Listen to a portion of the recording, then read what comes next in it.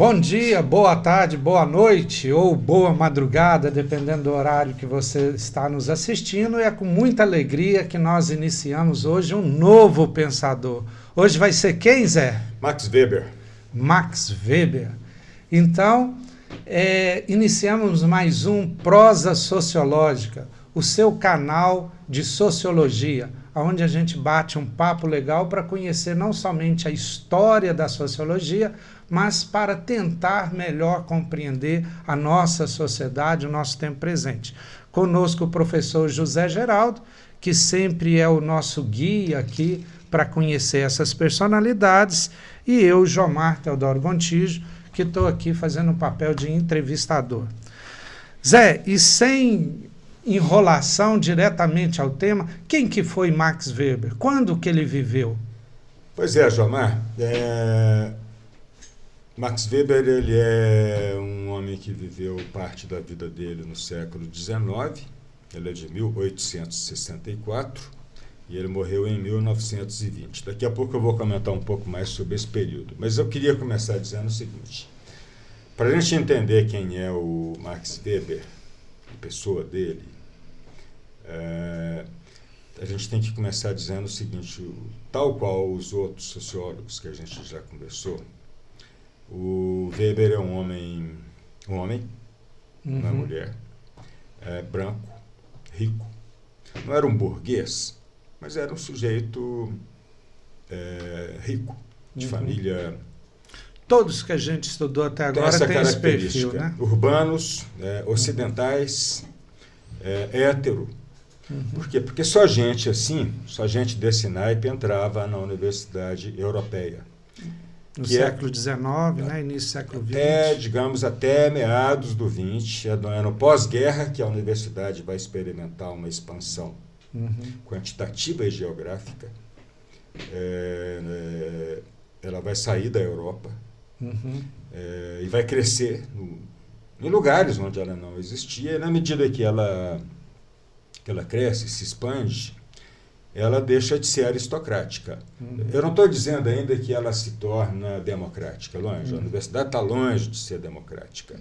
Mas ela alarga as portas dela e ela passa a receber outras figuras sociais que não aqueles homens brancos, ricos, urbanos, ocidentais. Inclusive, Zé, sempre perguntam lá no YouTube, na rede social, quando que a gente vai falar de brasileiro. E eu falo o seguinte, olha, nós estamos cronologicamente, ainda não apareceu o brasileiro. Na hora que a gente chegar, né, mais para frente, ali segunda metade do século XX e tal, vai ter brasileiro. Nós vamos falar de brasileiro também. Tá na nossa agenda, a gente vai chegar lá. Porque nessa época nem universidade no Brasil tinha, eu acho. A Universidade Brasileira, ela surge precariamente em 1930. Pois é, olha para você ver. E nem foi, digamos assim, uma universidade. O governo do Distrito Federal, que na época era o Rio de Janeiro, pegou 3 escolas, uma de medicina, uma de engenharia e uma de direito, que tinham existências separadas, e isso forma uma universidade. As melhores universidades brasileiras, a Unicamp, a USP, elas estão longe de serem centenárias. Ou seja, a Universidade Brasileira é recente. Agora, tanto é, Jomar, isso é interessante a gente destacar esse ponto, já que você falou, que lá no 19, no final do 19, início do 20, quando os filhos das elites queriam fazer ensino superior, tinha que ir para fora. Eles se dirigiam à Europa. Havia muita gente que se dirigia a Portugal, que era por causa da língua, mas também tinha gente que ia para a França, às vezes para... Coimbra, né? Exatamente. Mas e aproveitando, Jomar, que a gente comentou nisso, quer dizer, isso aqui, de que a sociologia é uma ciência que surge na Europa aristocrática, numa universidade que era fechada para negros, para pobres, para não ocidentais, para não urbanos. Tem um livro que foi editado no final do século XX, início do XXI, chama Para Abrir as Ciências Sociais, é um livro muito interessante, um livrinho pequeno, que foi encomendado pela comissão Gulbenkian. E a ideia dela era fazer um balanço das ciências sociais. A ideia é pensar o seguinte: qual é as ciências sociais, particularmente a sociologia, elas são formadas no 19, na primeira metade do 20, quando a universidade era fechada. Então você tinha brancos pensando sobre brancos e não brancos. Ricos pensando por que os ricos são ricos e por que os pobres são pobres. Ou seja, era o eurocentrismo. As ciências sociais, elas são eurocêntricas, elas trazem essa história, esse universo fechado. E a questão é exatamente essa, né? Em que sentido, o que a gente deve fazer com essa herança? Em que sentido a entrada de novos sujeitos a partir de meados do século XX? Você pensa bem, Divinópolis, né? Hoje a gente tem 3 universidades. O Cefet é a universidade, o UFSJ é a universidade, o UENG é a universidade. O sonho de Divinópolis no século XX foi ter universidade. Está vendo? Eu costumo falar com os meus alunos, né? Quando a universidade aqui chega, ela acaba recebendo gente que não entraria se a universidade não tivesse aqui. E essa gente diferente, que não é branca, que não é rica, que não é necessariamente da cidade, que não é homem, aí entra mulheres, essa gente vai ter que pensar novos problemas, vai ter que criar novas ideias, novas teorias, mas a herança é essa, é europeia. Certo. E o Max Weber, ele faz parte dessa herança, porque ele tem essas características. É um homem branco, rico, ocidental, hétero. Ele é uma expressão dessa universidade que ainda era fechada, embora ele vá reclamar disso, a gente vai comentar disso. O Weber é da Alemanha, diferente dos que a gente... franceses. Se bem que a gente já estudou Marx, Marx é alemão, mas Durkheim, Comte, Tocqueville são franceses, e é uma tradição de pensamento diferente. Dizer que alguém é da Alemanha é significativo. Se a gente for levar a sério Caetano Veloso, que fala que se você quiser filosofar, você tem que filosofar em alemão. Se quiser escrever poesia, você pode escrever no português brasileiro. Por quê? Por causa do rigor da gramática, né? Então, o fato é que a Alemanha produziu, na modernidade, grandes filósofos. Talvez seja o país que tenha mais disponibilizado filósofos, só para citar alguns: Leibniz, Kant, Hegel, Marx, Heidegger, Nietzsche, Adorno, Hannah Arendt e Adolf Hitler. Filósofo? Pensador, né? Pelo menos captou, pelo menos. E esse aqui é quando a gente for estudar Adorno, a gente vai entender nesse ponto, né? Como é que um país que produz Kant, Hegel, Marx, Nietzsche, produz Hitler. Quer dizer, é um paradoxo. Weber é de lá, desse país paradoxal. Weber morreu muito jovem. Ele morreu com 56 anos, porque ele é de 1864 a 1920. Morreu com 56 anos e ele tinha saúde fragilizada, particularmente a saúde mental. Weber tinha depressão. O Weber é um teórico do século XX. Ele viveu 36 anos no século XIX. Mas, digamos assim, o pensamento dele é um pensamento pós-relativista, pós-teoria da relatividade. Relatividade ali, mais ou menos, por volta de 1905, por aí. E ele é um teórico do século XX. Tanto é que, no final do século XX, quem é mais velho vai lembrar disso, você tem aquela história, vamos fazer um balanço do século. Então, vamos identificar quais são os livros mais importantes do século XX. Em geral, nessas listagens, o Weber aparecia, e comumente em primeiro ou terceiro lugar, ou primeiro e terceiro lugar, com a ética protestante e o espírito do capitalismo que normalmente figurava. Então, ele é um teórico, digamos, do século XX, ele está pensando problemas do XX, que de algum modo já estavam configurados ao final do XIX. Ele é um sujeito de intelectualidade precoce, era um nerd, digamos assim. Aos 13 anos ele já tinha escritos sobre a história alemã. Era um bacharel em Direito, na sua origem, ou seja, a formação dele é em Direito. Aí você pergunta assim, mas por que ele não fez Sociologia? Bom, porque não tinha ainda o curso na época, a Sociologia estava sendo fundada.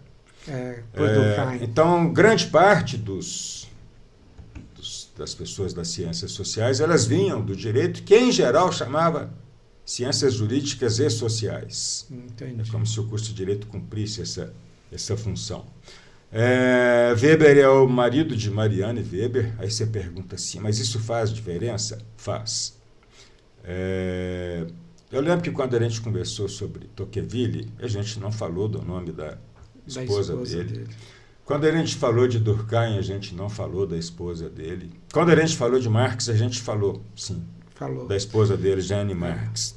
Mas é diferente. E do Conde você falou da amante mais velha. Da amante, mas não falou da mulher dele. No caso de Weber, faz diferença ele ser casado com Marianne Weber, porque, primeiro, que ela era intelectual, tal qual ele. E segundo, porque, digamos assim, o sucesso intelectual do Weber, ele só ocorreu após o casamento com Marianne em 1893. Ela cumpria muito a função. Weber tinha depressão, ele tinha estafa, ele era muito produtivo, essa chamada estafa mental. E a Marianne que organizava a produção intelectual dele. Inclusive, muito da obra do Weber foi publicada depois, muitos textos do Weber, e isso deve ser a Marianne Weber que organizou. Seria uma espécie de secretária do trabalho. Pois é, mas a gente também não pode reduzi-la a secretária, porque ela também era professora, ela tinha uma vida intelectual. Acho que a gente poderia dizer o seguinte, antes de mais nada, é uma pessoa que entendia a grandeza do pensamento do Weber. Isso é fácil você perceber depois. Mas no momento é difícil. Enquanto ela pegava ali os manuscritos do Weber, por exemplo, ela já percebia que aquilo tinha valor. Que aquilo era um clássico. Você perceber um clássico 100 anos depois é fácil, porque a indústria editorial já fez isso. No caso dela, não.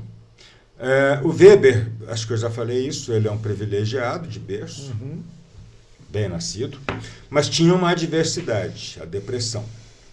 Por exemplo, de 1898 até 1902, período de 4 a 5 anos, Weber viveu em internações intermitentes.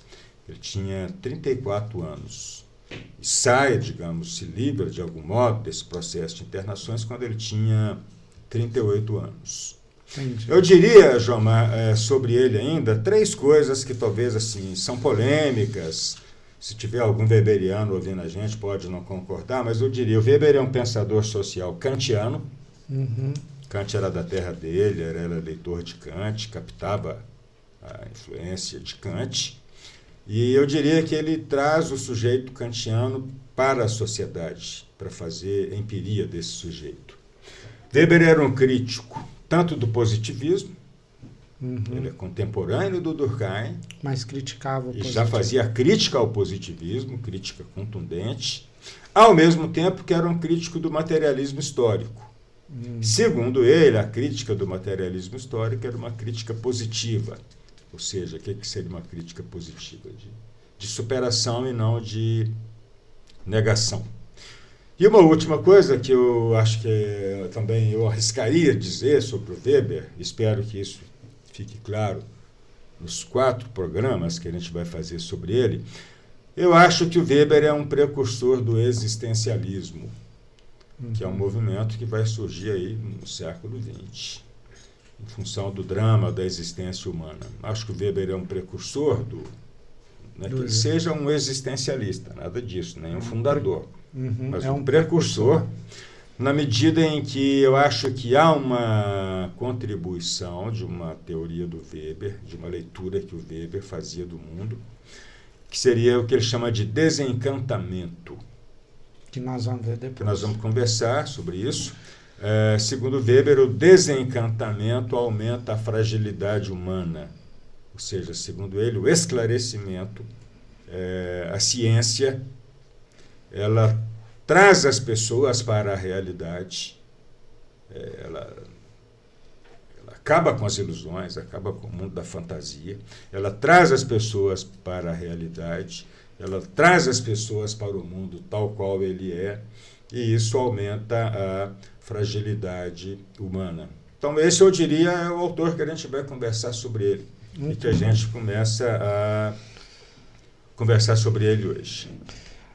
Antes da próxima pergunta, Zé, eu tenho que falar um pouquinho, né? Esse programa, essa série, esse canal de prosa sociológica é um oferecimento do GEC, Grupo Educação, Ética e Cidadania, que é uma instituição de Divinópolis e do Centro-Oeste de Minas, que busca também desenvolver o conhecimento, a educação. E assim nós lançamos um portal que chama GEC Academy, que é um portal de cursos online. E a gente está divulgando esse portal durante o nosso prosa sociológica e agora com uma novidade. Nós criamos um cupom que chama Prosas Sociológicas 20, tudo maiúsculo, sem acento, Prosas Sociológicas 20. Com esse cupom, quem usar esse cupom no site, que é o site do geec.org.br, né? Ou se quiser entrar direto no GEC Academy, é ad.gec.org.br, e usar esse cupom vai ter 20% de desconto em todos os nossos cursos, somado aos descontos que já tem no site. Então, continuando, Zé, qual a importância de Weber na sociologia e também pensa aí o que ele tem de diferente dos outros pensadores que a gente já abordou aqui. O que o Weber trouxe de uma novidade que os outros não tocaram? Qual que seria a singularidade, a originalidade dele? Essa é uma coisa interessante, João, porque ele é um clássico da sociologia, e todo clássico, para ser clássico, ele tem que ter isso que você falou, né? Ele tem que ter uma coisa inédita, ele tem que ter uma novidade, originalidade, ele tem que ter uma novidade, porque senão, por que você vai deixar o outro sociólogo para lê-lo, né? Então a gente podia começar pensando o seguinte, para referir aos que a gente já pensou. Por exemplo, se o Comte defendeu a criação da ciência, da sociedade, Kant achava o seguinte: olha, essa sociedade é complexa, os problemas são de outra monta, e a administração dessa sociedade não é para amadores. E o Kant vai defender a criação da sociologia, e ele chegou, inclusive, a criar a palavra sociologia. Certo. Kant. O Durkheim, ele que é sucessor do Kant, o Durkheim foi o primeiro professor de sociologia. Ele é que criou a cátedra de sociologia. Ele é que introduziu a sociologia como uma disciplina na Sorbonne, que era uma das maiores universidades na época. Se Kant fez isso, Durkheim fez isso, o que o Weber fez foi, digamos assim, defender e, de algum modo, escrever aquilo que seria o estatuto próprio da sociologia. O que é o estatuto próprio da sociologia? A diferença, a singularidade, o objeto, o método, os critérios de validação da produção do conhecimento sociológico. O Weber, Jomar, ele foi um cientista social original, refinado, uma escrita refinadíssima, ele lida com problemas sofisticados, e a criatividade dele, a escrita dele, a obra dele, ela foi uma obra transdisciplinar, ou seja, ela transcende a sociologia, no momento em que as fronteiras das disciplinas estavam exatamente sendo erguidas.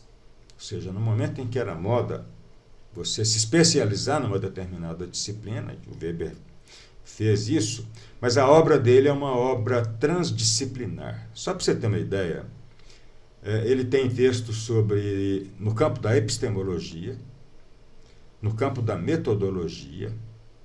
Ele tem estudos sobre religião e, portanto, ele é lido em cursos de religião. Ele tem, a obra dele, é claro, é de sociologia, a teoria da ação social, por exemplo. Ele é lido na política ou nas ciências do Estado, a teoria da burocracia. Ele é lido na história, ele tem uma teoria histórica acerca da imprevisibilidade, que é uma ruptura com o positivismo. Ele é muito lido na economia, no tocante à racionalização da economia, das empresas. É muito lido no direito, no tocante à teoria da dominação legal. Ou seja, o Weber ele é um autor, e são poucos os pensadores que têm essa característica, essa possibilidade. Lido nos vários cursos de ciências humanas e sociais. Lido como autor importante. Nesses cursos que eu já mencionei, história, sociologia, direito. Se Durkheim é o teórico da coerção, se Weber é o teórico do consenso, se Marx é o teórico do conflito, das contradições, se Tocqueville é o teórico da democracia, o Weber é o teórico da racionalização. Segundo ele, uma característica da sociedade que estava se formando e ganhando corpo no século XIX e XX era a racionalização. Estávamos vivendo um processo de racionalização que, segundo ele, iria invadir todas as esferas da vida social, inclusive a família, que é um dos lugares em que mais funciona como uma espécie de almoxarifado da tradição. Família é lugar da tradição. O Weber vai dizer, a família vai ser racionalizada, e a expressão disso seria o planejamento familiar. Segundo ele, o que caracteriza a sociedade moderna, e é assim que ele chama a nossa sociedade. Ele não a chama de capitalista nem de industrial, embora ele reconheça que ela seja capitalista, que ela seja industrial, mas vai dizer, ela é moderna, e a característica dessa modernidade é a racionalização, que seria uma equação entre meios e fins. Essa é a originalidade do Weber, essa trilogia entre racionalização, desencantamento e instrumentalização, coisa que a gente vai conversar nesses 3 programas seguintes. Muito obrigado, Zé. Infelizmente, né, esse programa até passou um pouquinho do nosso tempo, mas foi muito bom. A gente agradece todos os ouvintes. Por favor, curtem o canal, compartilhem esse vídeo para que a gente possa continuar crescendo. E semana que vem a gente está de volta com mais um Prosas Sociológicas. Até semana que vem.